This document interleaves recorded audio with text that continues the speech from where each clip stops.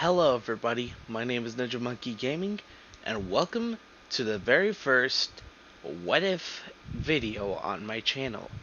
Today we'll be exploring the idea, in fact we'll be combining two different fandoms and making it into one. And the idea will be pondered. What if Jaune Arc from Ruby, the team leader of Team Juniper, was the vessel of the undisputed king of curses, Ryomen Sukuna? Let us dive right in. Our story will start off as a sort of episode 0, if you will. Much like certain animes that have pilots before the pilot episode, the main episode 1. This will be that. This will be exploring the idea of where, when, and how this will take place. Excuse me. That was disgusting. I apologize if I sound like this. I did wake up not too long ago. Well, actually, no. Wait, never mind. I did not wake up. I'm dumb. I stayed up and I'm currently running on fumes, if you will, and one of the main things about this footage that you're seeing here is actually I wish there was a Jujutsu Kaisen video game that I could record and dub over. But anyways, moving on from that. As I said before, this is a what if of what if Jaune was the vessel of Ryomen Sukuna from Jujutsu Kaisen, as from the thumbnail suggests. God damn, I love soda. Now, there are going to be certain people that are descendants, very far off descendants of the main characters from the Jujutsu Kaisen fandom. Anime, manga, whatever you want to fucking call it. Now, some of them will be abundantly and apparently, and most importantly, obviously clear. And if that's not the case, some of them will be very subtle. Sorry about that. Some of them will take time to make sense.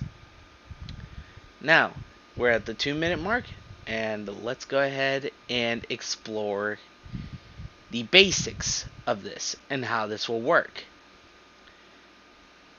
The idea is that Jujutsu sorcerers have existed for ages. In fact, not eons. Ever since the beginning of time, whenever Jujutsu magic was first discovered. Excuse me. And whenever that's the case, wherever there's anger, hatred, fear, anguish, and other sorts of negative emotions, there are curses. So, therefore, the fact that Grimm and curses tie into one another with how they work, it's fitting. And now, for what I like to call the fun part. Exploring semblances, auras in Jujutsu magic. Yes, these are abilities that come straight from the body, if you will, but aura will also work in tandem with the semblance and Jujutsu magic, or Jujutsu sorcery, if you want to call it that.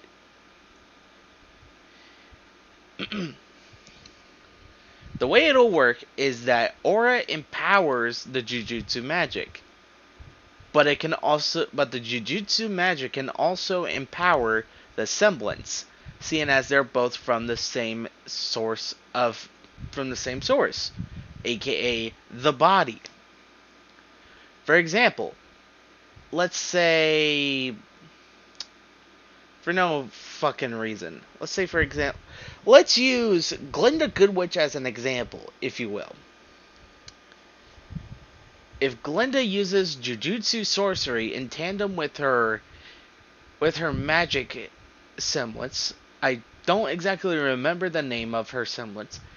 The Jujutsu magic will empower her semblance, make it 10 times more potent, but also it will leave her a little bit more vulnerable afterwards.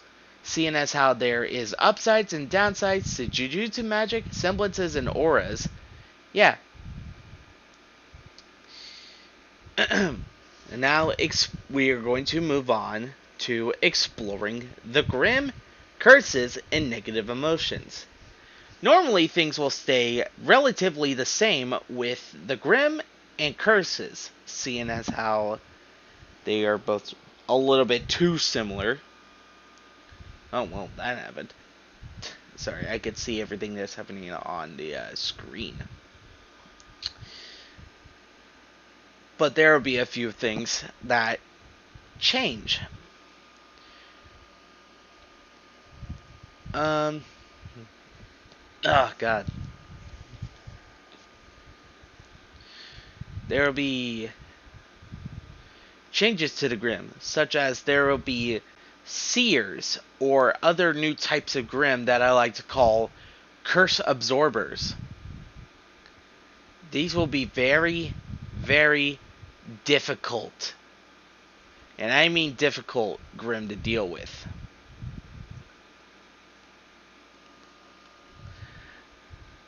As you can already tell from, well, the name of the Grimm, they're going to be a bunch of bastards. Let's leave it at that. I'll get into those whenever the story actually starts. And now we're going to be exploring the world. Many years have passed ever since the events of Jujutsu Kaisen. There will be descendants and there will be, let's say, complications down the road. I will only give 3 examples of 3 descendants. And I mean very, very, very, very, very far off descendants. We are talking so far into the future that it's impossible to discern who is a descendant and who is not.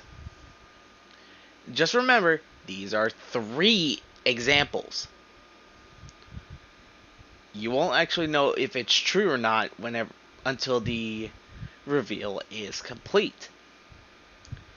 The first example is Lyren as Megumi Fushiguro's descendant. That's an example, seeing as how their personalities align slightly, but just enough. Another example, well, it's a little tricky, and I mean a little bit too tricky to understand.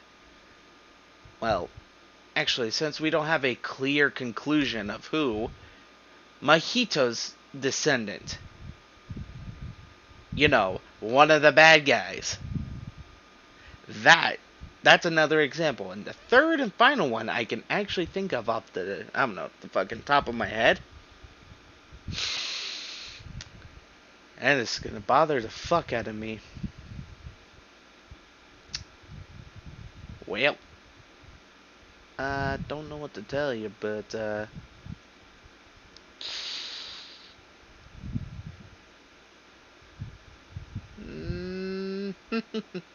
let's just say there's gonna be someone that'll be one of these Zenin's descendants.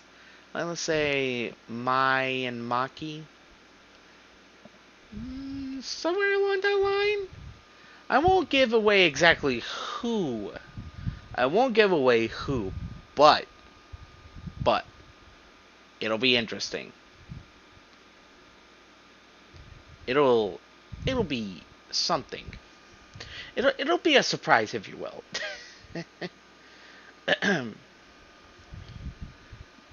Alright, and now we dive into the bare bones of this what if. It's what I like to call the main plot discovery. Which is where, in fact,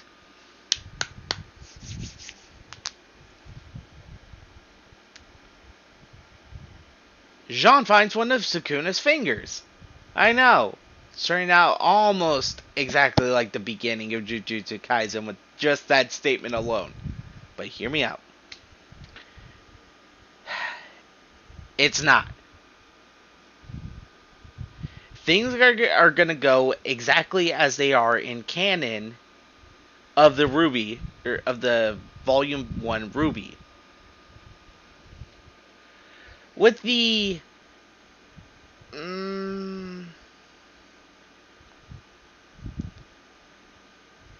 take excuse me. With the exception of Cardin blackmailing Jaune. I know that's dumb, but hear me out. That won't happen. Because Pyrrha and Jaune's training are not going to take place on the balcony above Cardin's room. In fact, let's remove I know everybody is going to hate me for this, but let's remove Cardin from the equation. Not just because I don't like the motherfucker. It's more or less the fact that he does not deserve to be a huntsman. Huntsmen are meant to protect and serve. Wow, unironic that I'm saying that right as in the video I'm turning my character into a fucking police officer. That's fucking dumb. Let me rephrase that then. Let me rephrase that. To protect and help the civilians that cannot defend themselves. That's what a huntsman is supposed to do. They don't do stupid shit like blackmail or use their huntsman status to their own advantage.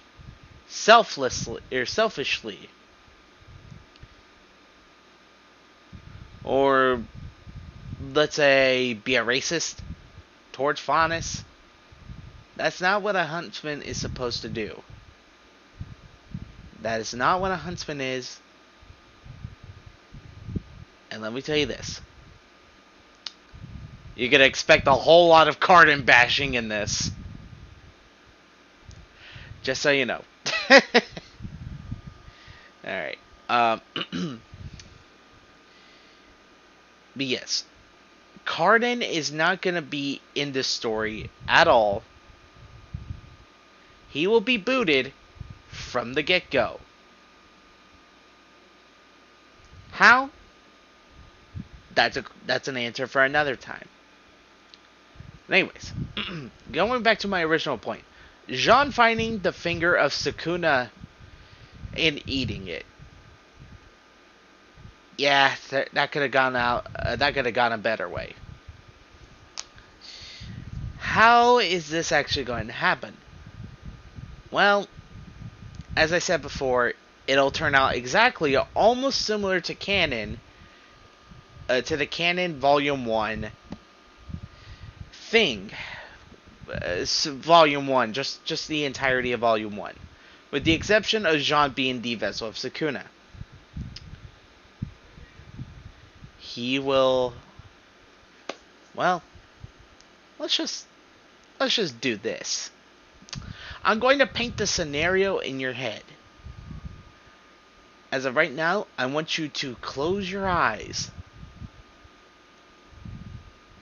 and imagine what I'm about to tell you. I'm about to tell you the beginning of the tale of Jaune's adventures. Or misadventures, if you want to put it like that. Close your eyes in 3, 2, 1. here we are with the Beacon Academy initiation test. Cardin has been booted from the get-go, seeing as how some of his family's misdeeds had been caught by Ozpin. So that means no Team Cardinal, no Cardin, no blackmail, no bullying.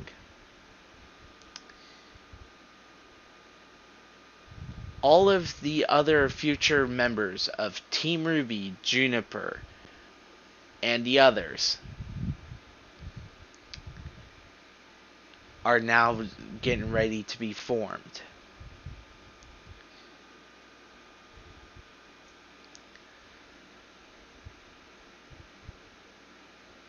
It's whenever that Pierre and Jaune finally meet up and they get to the Deathstalker cave. Jaune gets this weird feeling, almost like he's being pulled, almost like a beacon. I see what I did there. That was unintentional, I will say that. It's almost, this feeling is almost as if it's pulling him towards something, towards the back of the cave. A dead end. Pierre tries to get Jaune to come out of the cave. Well, since Pierre is luring the Deathstalker away, because Jaune asked her to, Jaune keeps looking and looking until he finds a loose brick in the wall. He tries to pull it out. Nothing happens. But he pushes it in, and a wall opens up. A small portion, like let's say 5-10% of the wall, not even 99 or 100. Just a small 10-9%, a small 5-10%. Almost enough to hold something small inside of it. Jaune then weirdly finds a box inside of it. He pulls out the box, and the feeling just gets stronger from there. He then realizes this is where the feeling is coming from. It's almost a sense of familiarity? Casualness? Whatever you want to call it. It's tugging him. It's alluring him to open the box. And open the box he does. What does he find? If you guessed Sukuna's finger, you guessed correctly. But at this point in time, he doesn't know what that is, or who Sukuna is, or any of the events or things in Jujutsu Kaisen.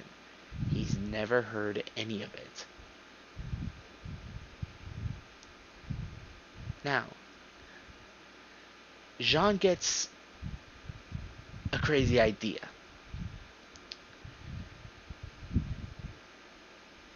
But this crazy idea doesn't just come from his brain. It comes from these faint whispers of promised power. Jaune looks around. He then notices, since he's very smart, he notices something. The whispers are coming from the finger, which is weird. Because normal fingers, normal shriveled up clawed fingers don't do that. At least he considers it normal.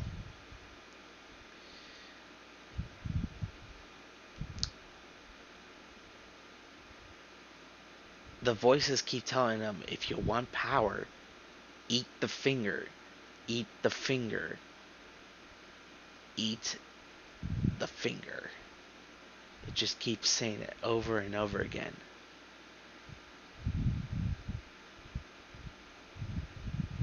Jaune just decides, what the hell, why not? He then takes the finger out of the box And by the second he eats it whole, when his eyes close and they reopen, he's pulled into a dark place, surrounded by bones and skulls and tibias and femurs, phalanges and everything. And in the distance, he sees someone on a throne. A stone throne. It looks just exactly like him. But he has this weird white robe on. And weird markings on his face. Elongated fingernails that are painted black. That are incredibly razor sharp. Who the hell are you? So you're my vessel. What a pity. I get stuck with this one. What does this idiot have planned for me? Who are you? Whatever. I'm Jaune Arc. Who are you? Since you extended me that courtesy, I shall return it in favor, and in kind. I am the undisputed king of curses, Ryomen Sukuna. I know you have a lot of questions right now, but by the time I answer them all, your friend will be dead. This shocks Sean. What? She can't hold that thing back forever. So the only way that you can defeat it is by letting me currently and temporarily take over your body. What are you gonna do, Arc? Are you gonna let her die? Or will you accept a deal from me? What kind of deal are we talking here? You're not gonna take over my body forever, are you? No. Not unless I decide to kill you with just a flick of my finger. You can do that? Of course.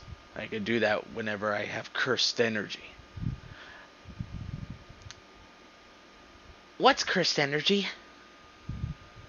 Sukuna just sighed. Are you really asking that right now? Idiots. All of you. I'll explain it later.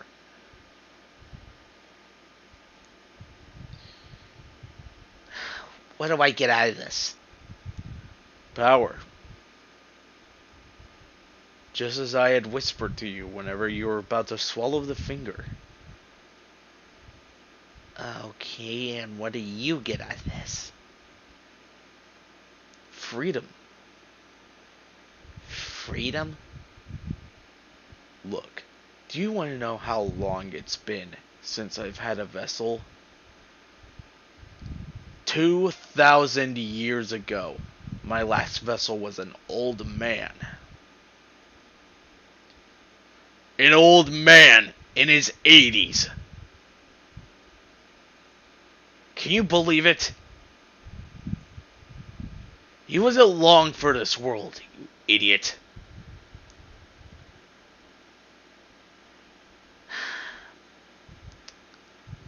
Fine.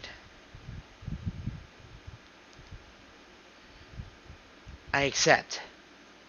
Good.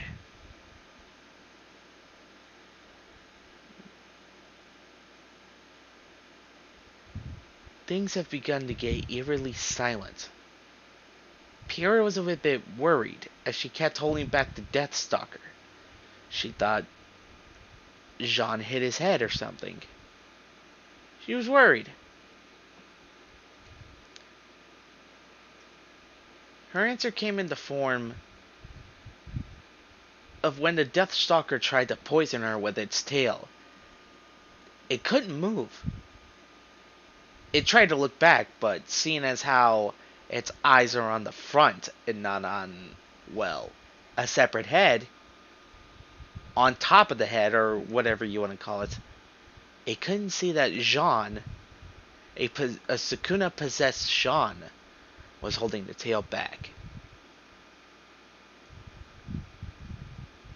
Sukuna then started spinning the Deathstalker towards the area where, you guessed it,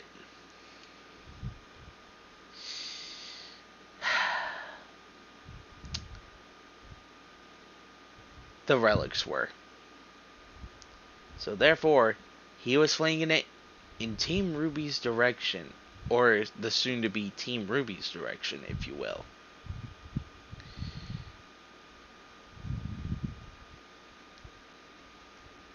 Pyrrha was in shock because she thought this might have been Jaune's semblance.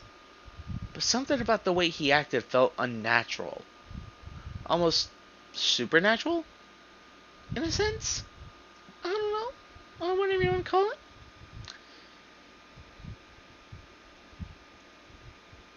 She managed to catch on quickly. While Jaune was shy, timid, kind, caring, and all around a himbo, if you will, this thing that took over his body, or she can at least tell it took over his body or something, was malicious, evil, and bloodthirsty. She could only ask who it was. So you catch on pretty quickly. I'm impressed. You're right. I am not the guy you're crushing on. I'm just merely borrowing his body. For the time being, if you will. And might I say, it's interesting. Sukuna just flexed his clawed fingers open and closed. Just looking at them. Feeling the power of the aura. The power of Jaune's intense amount of aura. Just filling him with this sense of power. Power unlike he's ever felt within the heydays of his years as a demon, and as a demon within the vessel of Yuji Itadori. It was unlike anything like that before. Nobody would expect this. Somebody with this high amount of aura would be possessed by a curse?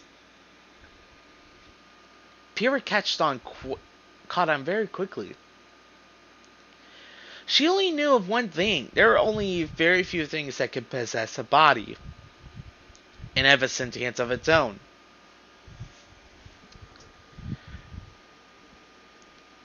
Whenever the things got narrowed down in her head, there was only one option left. In her mind, she said his name, Sukuna. Ah, so you're knowledgeable. I like that.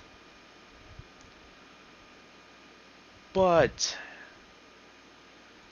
seeing as how you're not my host's type, unfortunately,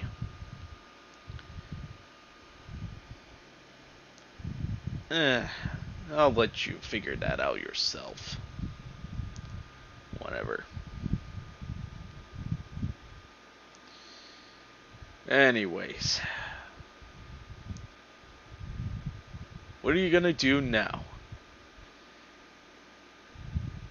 She couldn't put her finger on it, but Sukuna seemed more laid back than he did as he was mentioned in the scrolls, or in the books in the library that she read about him in the restricted section.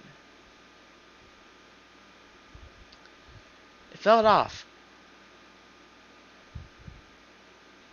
Maybe something happened with one of his previous vessels that caused him to be this more amicable, if you will. Sure, as a king of curses, he was amicable to certain things, but to be this cool, level-headed, and laid back, it was frightening to an extent. Well, there's no use pondering at the moment, because right now, they heard that there were gunshots being fired off.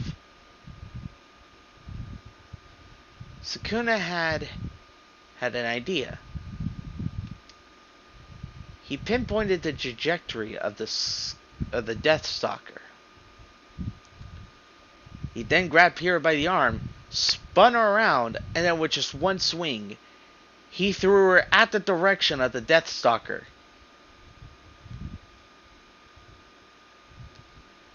She came crashing in, long enough to stun it. When everybody else saw that Jaune was coming in, they were wondering, what the hell did he do to his face? What's with the claws? And did his voice get fucking deeper? Well, let's just say that a certain blonde there is very curious herself. You guessed it. I apologize to all the Arcos shippers out there, but this is a DragonSlayer ship only at the moment. Other what ifs that come later on will be Arcos or Lancaster, White Knight, Nightshade. It doesn't matter. Don't worry. I'll tend to all of your needs. To all of your shipping needs. Except certain ones that I do not like. Yeah, those ships can, I don't know. It's just something about the other ships I don't like. Anyways.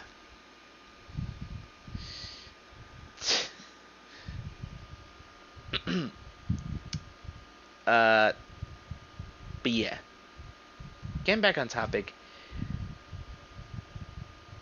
They then, as Jaune, quote unquote, got closer, they realized that something was off. The energy that he used to radiate was not there anymore. It was only replaced by this weird type of malignant, malevolent energy. And then the strangest thing that anyone could have ever noticed had happened. A Beowulf, an alpha Beowulf, and an Ursa came out of nowhere, attracted to this negative energy that Sukuna was releasing. They tried to blindside the possessed Jaune, but in one singular go, Jaune had flipped over the Beowulf, ripping its head off with both hands in the process, and threw it so hard at the Ursa's other head, or at the other Grimm's head, so fucking hard that the Ursa's head exploded. Silence rung out through the entire area. This wasn't Jaune. This wasn't like the person that they met. This was This was someone with a monstrous type of power. Something that no one would, in my case, fuck around and find out. Not even the overconfident Ice Queen of Atlas herself. Not even the Thunder Queen of the future Team Juniper. Not even Pyrrha. Although Pyrrha had seen the strength of Sukuna firsthand when he threw the Deathstalker.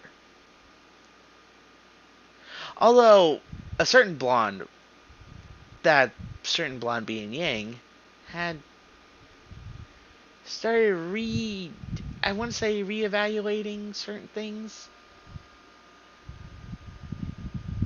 Yeah, she knew that if this was actually the guy that puked on her boots on the airship and had motion sickness, and he could do stuff like this, yeah, she might need to reevaluate. She might need to reevaluate certain choices and certain words that can be said in order to not trigger this kind of response. Violent, very, very, very brutally violent response.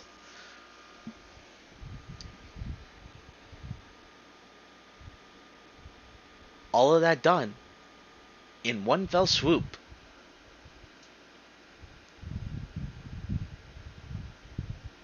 Ren just stood there, shocked. Never seen someone kill a Grimm with another Grimm, let alone in the most brutal way possible. Oh god, I don't know why I'm always pausing in between each take.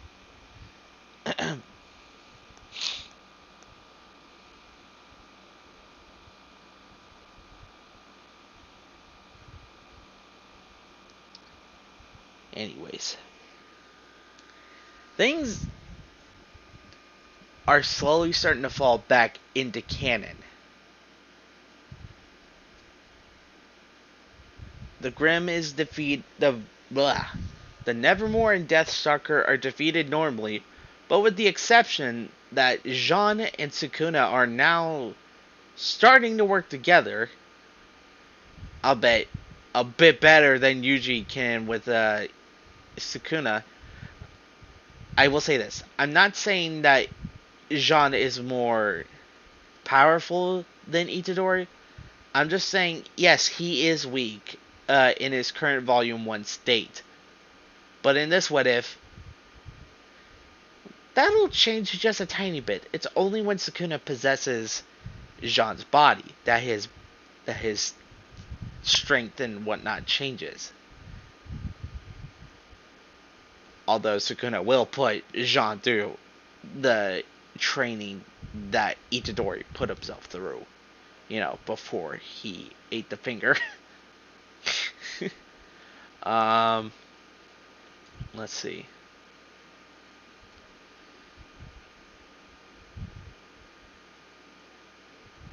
Where was I at? Oh yeah. I will say this. Somewhere along the line... oh no, wait. Now I remember what I was going to say. Yeah, Jaune is not as powerful as Itadori, although he will be just 50% weaker than Itadori in base form, no Sukuna. Jaune is more adaptable to certain things.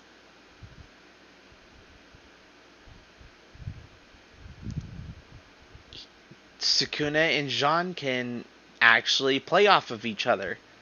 Since their personalities are slightly different, it works.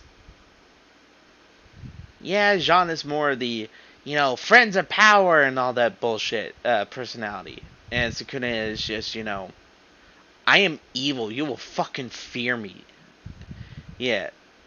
That, it kind of works because Jaune can, make sure that nothing happens. Although, yes, Sukuna, during one of his containments in one of his previous vessels in the past 2,000 years or so, or 200,000 years, he has gotten more laid back and more accepting of certain things.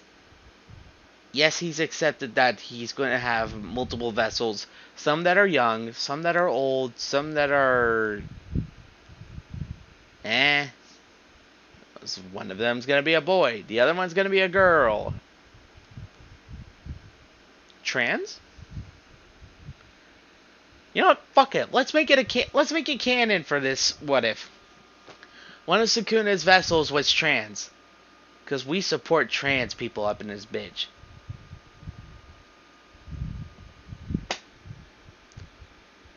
Hell, fuck it. You know what? Why not?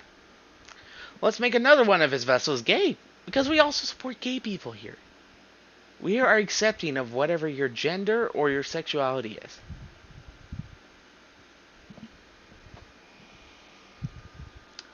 Anyways. Somewhere along the line, since Jaune's aura is taken out during, well, is exhausted whenever Sukuna relinquishes control back to him, Jaune does feel stronger, but his stamina needs to be worked on.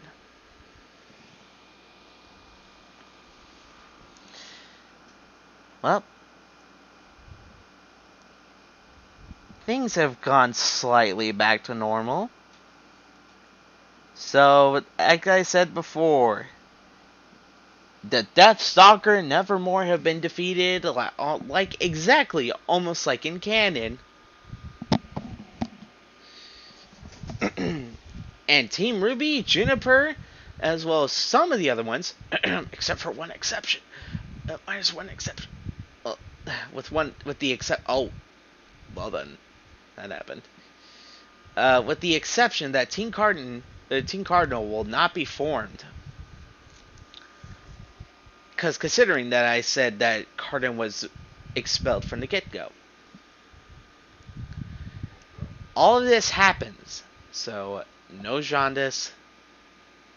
Although Jaune does get confidence from having Sukuna as one of his main sources of power, but he won't rely on Sukuna too much, like Itadori.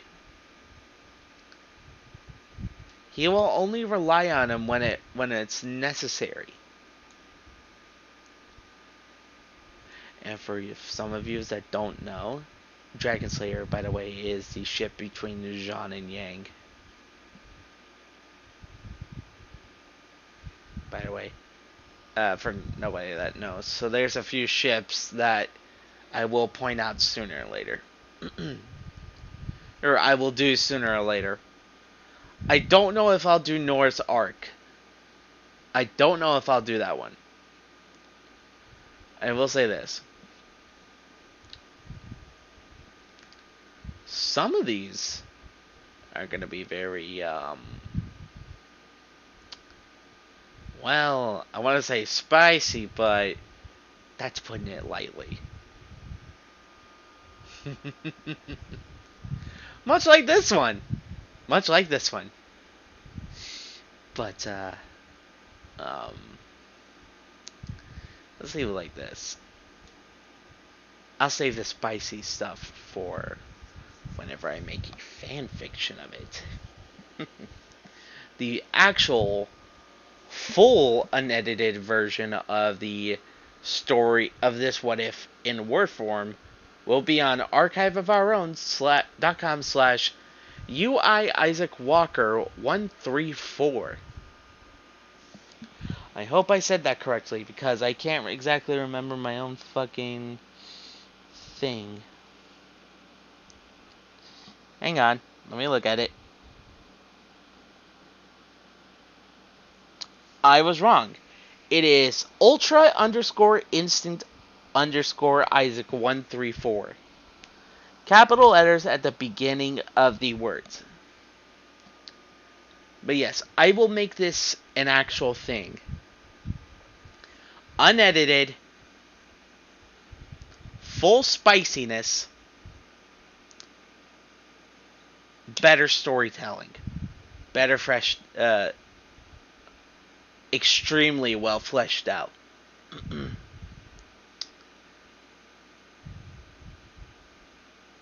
I know I know I made Jaune basically the main character of this.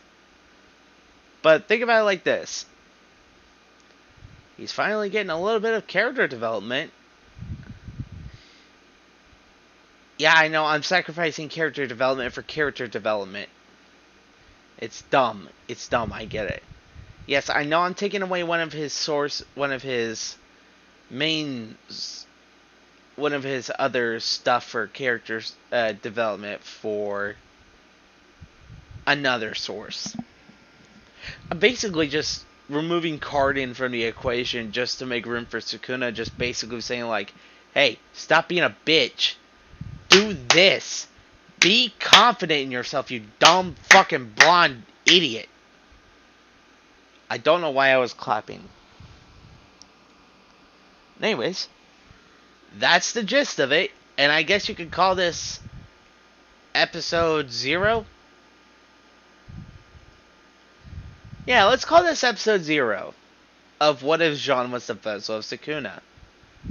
I hope I did well on explaining certain things that'll certain things that happened in this episode. If you want to see the actual episode 1, feel free to leave a like, comment, drop a share to your friends for this, and some other shit. I cannot think off the top of my head because, running on fumes. Who's running on fumes? This guy. Anyways, as I said before, no, wait.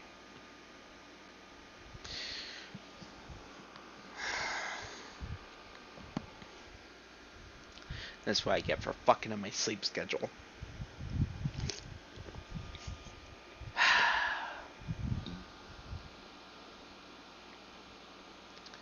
Anyways.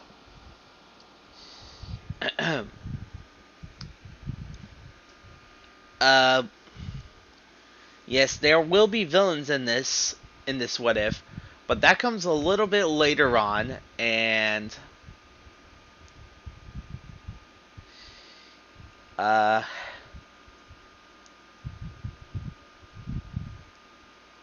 well, let's just say that you're gonna be surprised with a few interesting villain choices.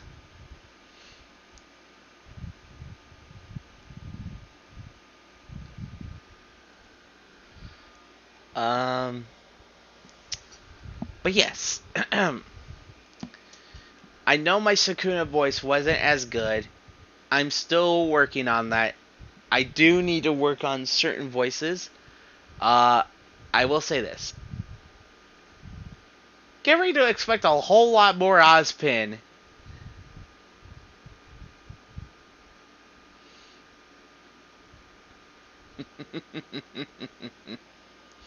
I will say that. Just expect a whole lot more.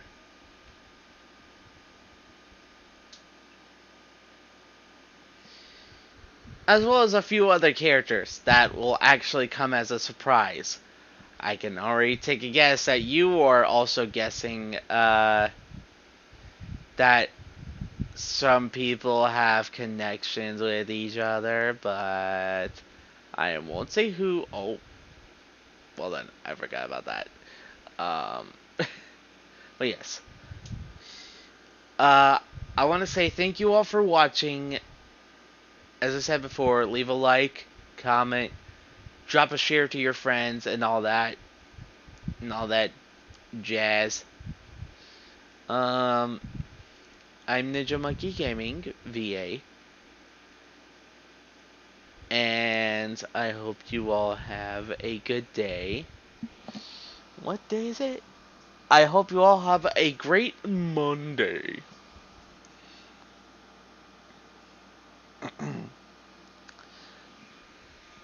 Alright. Bye.